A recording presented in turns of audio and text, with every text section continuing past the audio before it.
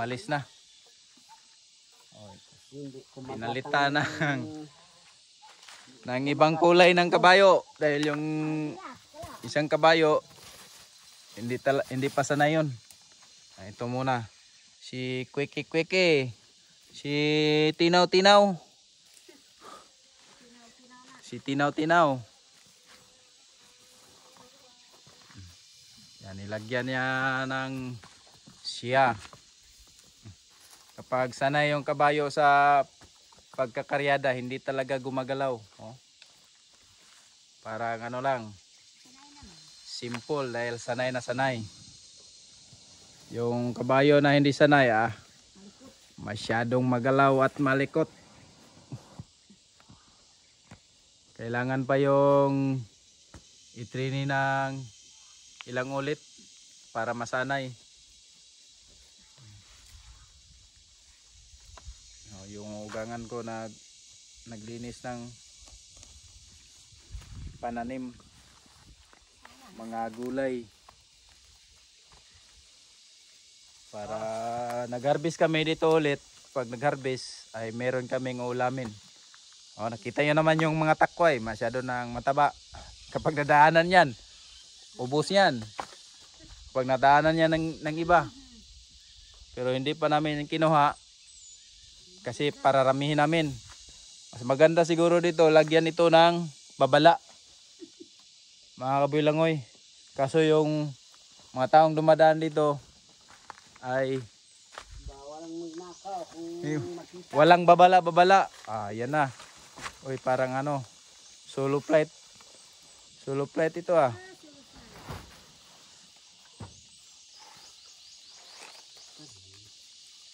Solo flight.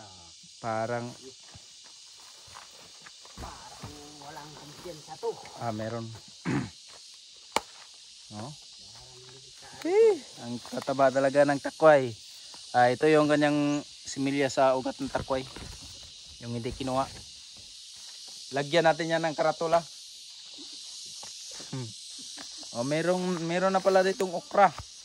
Ito okra. Mga ilang buwan, bubunga na yan. Ito, okra. Merong nakapulupot. Meron. Dahon. Akala ko bunga. Dahon. Yung mga talong, wala. Ay, mga sitaw. Ito, meron ng bunga yung sitaw. Masyado pa yung mababa yung sitaw pero may bunga na. Malunggay. Bahay kubo talaga, mga kaboylangoy.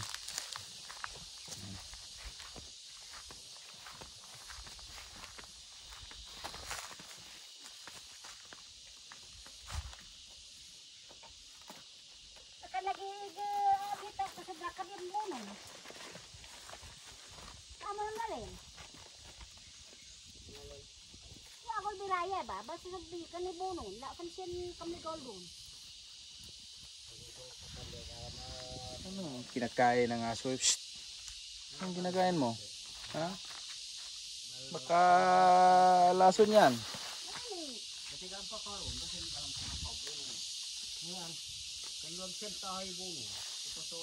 Wala na paan ba? Dati dito kami nangunguha ng uhong. Ngayon walang tumubo. Meron. Ito uhong. Kupas sa kupas, kaso hindi pa siya bumuka. Yan, mga kaboylangoy. Hindi. Merong kupas. Yun kupas. Magbukad na sa uma. Bukas, bubuka na yan. Mas maganda iwan natin yung cellphone dito para maabangan natin yung pagbuka ng kupas. Kupas ang tawag dito sa probinsya namin, mga kaboylangoy, kupas. Tingnan natin dito. Pag meron tayong nakitang nakabuka na kupas, pwede na natin yung kunin.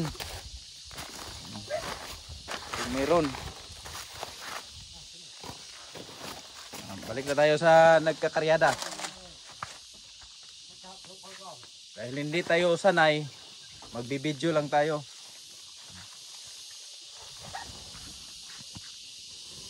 Yung kugitan tao.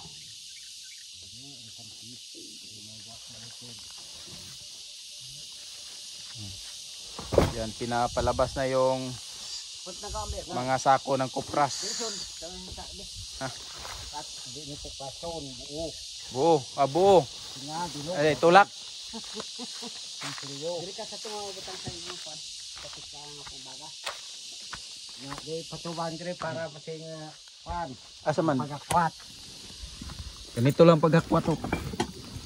Bukat pag giday. Oh, Word. tuan ba? Mo. Sertifikatan deh. Yan ang hirap pala ng trabaho nila mga builangoy. Ang bigat pala ng kupras. Bawat. Okay. Kung gusto lang sa tan.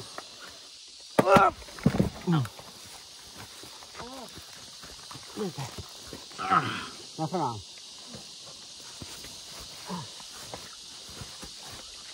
Ka. Yan. Karang. Oh, ayun, tapos si kanina to. Ulo ko. Oh. Ya. Ita ani. Now. So ani rin okay. Ito rin ba? Parang hindi pantay. Ay, bugis rin siya na. Mabigat sa kabila. Lumrag no charo kan tlon. Bala na sando, sandiyan ka. Kan tlon ni no. Ang sa di ko ni. So ayo ro. Ito sa wel.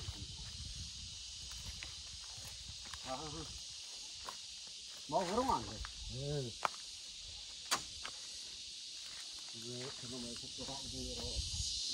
Bera, uli na ka? Oh, painom pa bahin pa ka kabayo. Bayo. Kabayo sa kulit sa babason. Oh, Taga para walang kabalik ba. kuhaan to gisa? Mabaw. Sulan ko na sa paganda ko. Dito. Ako lang gano'n la banlay. Wow. Muntik nang mapakan yung paa.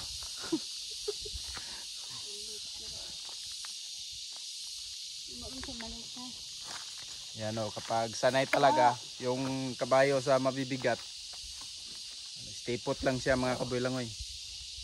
Bago yan lumakad ay hilahin mo na yung lubid para siya ay sumunod sa ibabaw. Yan.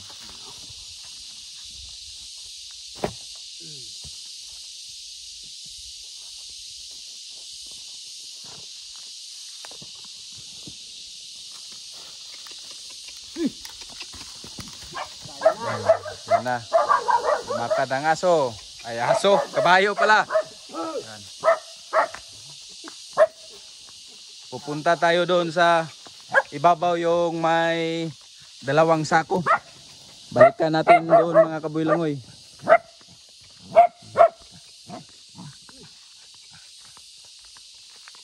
Balikan natin doon dahil ikakarga natin sa kabayo mamaya.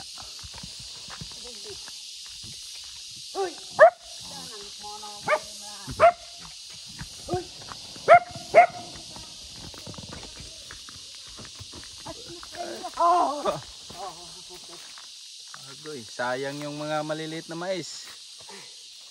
Gutom na gutom.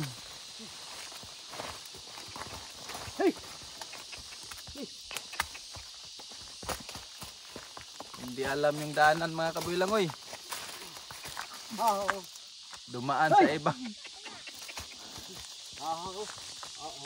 Yan. Parang hindi talaga pantay yung bigat ng sako na ikinarga sa kabayo mga kabuilangoy. Oh. Oh.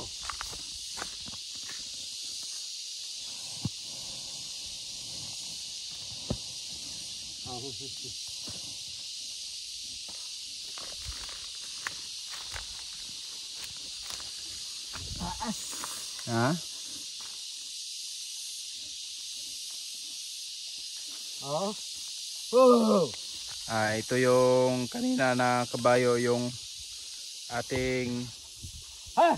sinubukan na karyadahan. Yun o. Oh. Yun. Oh. Yung puti kanina. Ay hindi marunong. Pinagpalit. Oh. Oh. Sayang. Talian yung bibig para hindi makakain. Oh. Kabayo. Oh.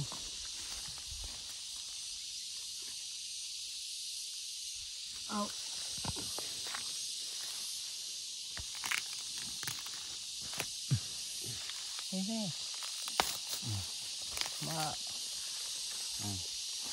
Kainin mo na lang yan. Oh.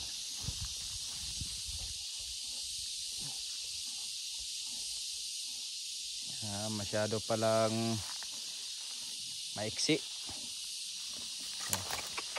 Hey. Yan, lakad. Hey. Hey. Tutubo pa ito. Hey. Hindi tumubo din. May nakita ako doon mga kabuilang. Hey.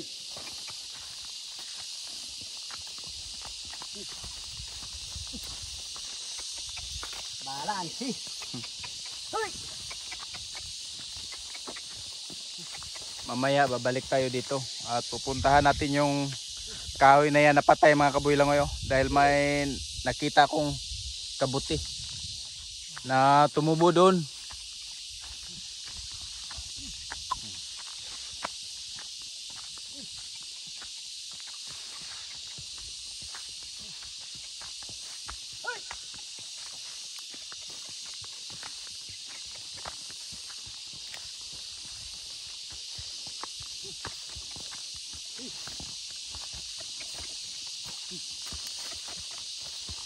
Oh.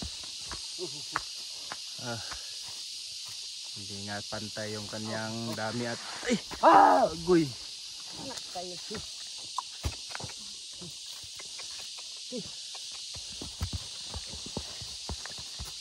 Hindi pantay yung laman Oh. ng mga sako. Hey. Oh. Oh. Oh.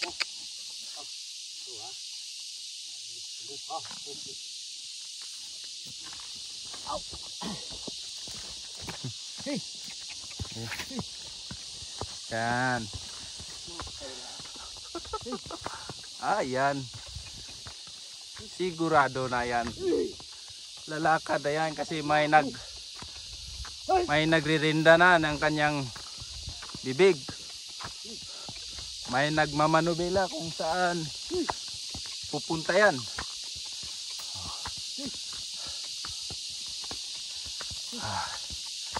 At ako ay hinihingal na. Mga kabilangoy.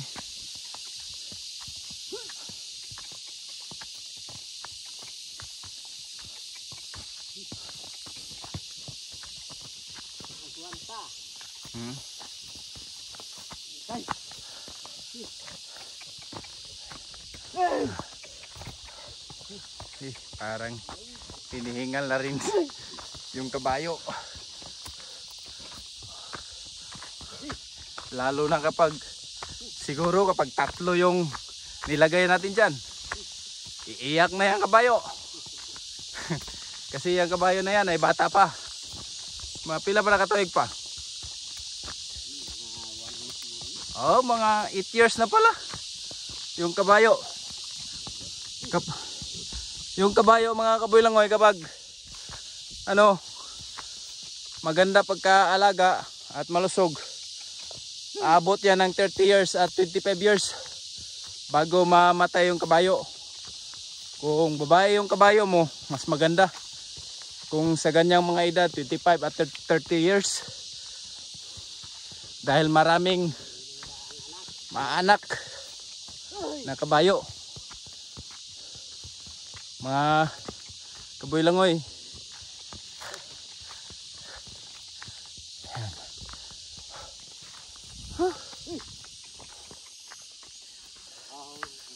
Ha?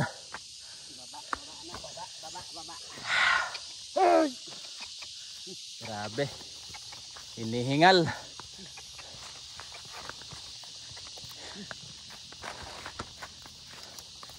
Oh.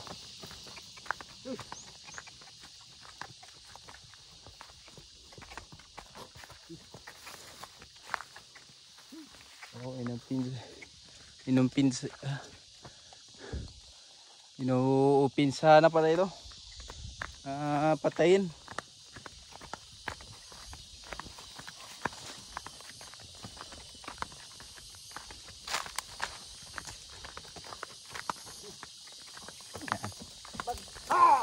How?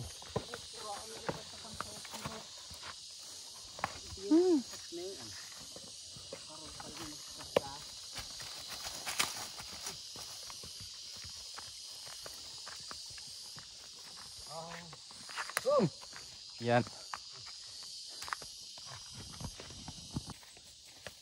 Lagyan natin ng tatlo.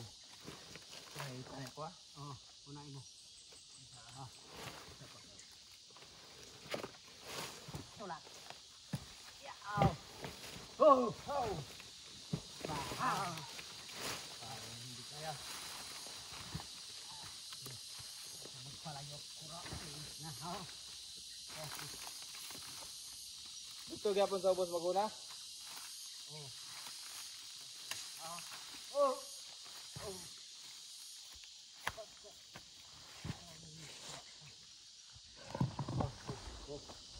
Parang nahihirapan yung kabayo sa tatlo mga kabuilangoy, sa tatlong sako. Kala ko hindi mabigat yung niyog. Mabigat pala sa kabayo. Oh. Talagang igihan sa pagtali para hindi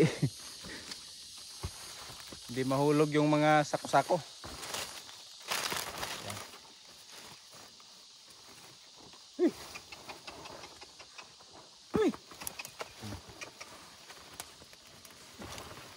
Yan mga kabilangoy, lumakad na.